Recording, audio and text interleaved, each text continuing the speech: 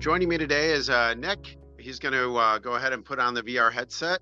There's a foot pedal down there that is sort of the clutch to the system. And what you see is what he sees through the system. You'll be able to see two different screens, exactly what Nick sees. And he has a whole 3D environment. So on the right is a whole puppet view of that robot. And you can see even when he moves the robot, that the puppet actually moves itself. So you see it moving both areas. And so now what we're going to go do is come over here and see the robot do something. And what we'd like you all to do is go ahead and vote for which block we should move, the blue or the green one. And Kelly, if you can tell me Yes, the poll is live. All questions we're going to ask are there. Bill, it looks like green. Great. And so I can't see, somehow it's covered up. Oh, close the poll. Perfect. Now I can see the camera. So here you go. Nick is going to go ahead and pick up the green one. Nick, why don't you put that down on top of the red?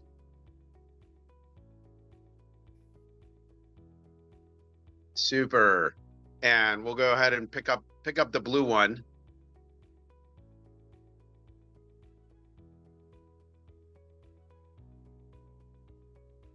And we're gonna do something a little. Nick tried this a little bit earlier. Nick, can you flip the green and the blue one?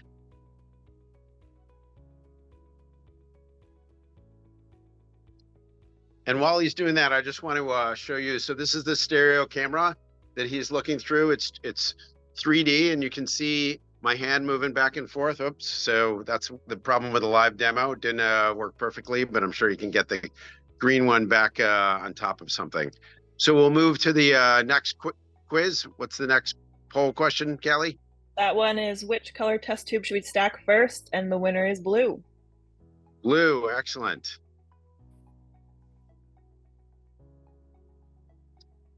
So Nick's gonna go ahead and pick up that test tube, lay it down, and then I'm gonna have him pick it back up and put it back in the one of the other holes, so you can see how easy that is.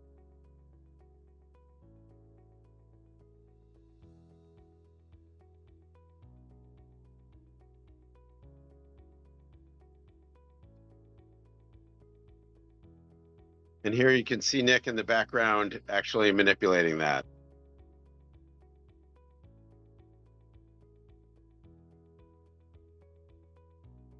And the reason that he's able to do this so efficiently is because of the 3D camera. We actually have tested it against 2D camera, and what we found is it's about 70% faster. Callie, is there another question in the poll? There is. The last one is, which number should we show on the dice? And that one is the number 6, please. Okay. So Nick's gonna pick one of these up and change it to 6.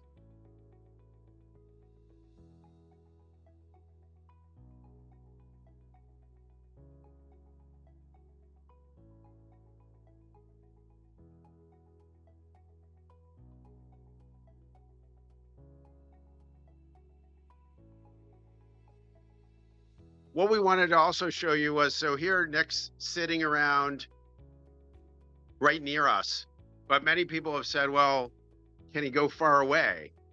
So Nick, didn't hit anything. So he's gonna go down here, go down the hallway, and you can see him walk farther down there. And then we're gonna have him pick up the squeegee. Nick, can you pick up the squeegee? So you can see what Nick's looking at through his VR headset, and he's going to go ahead and pick that up and just to corral the dice together a little bit using the squeegee.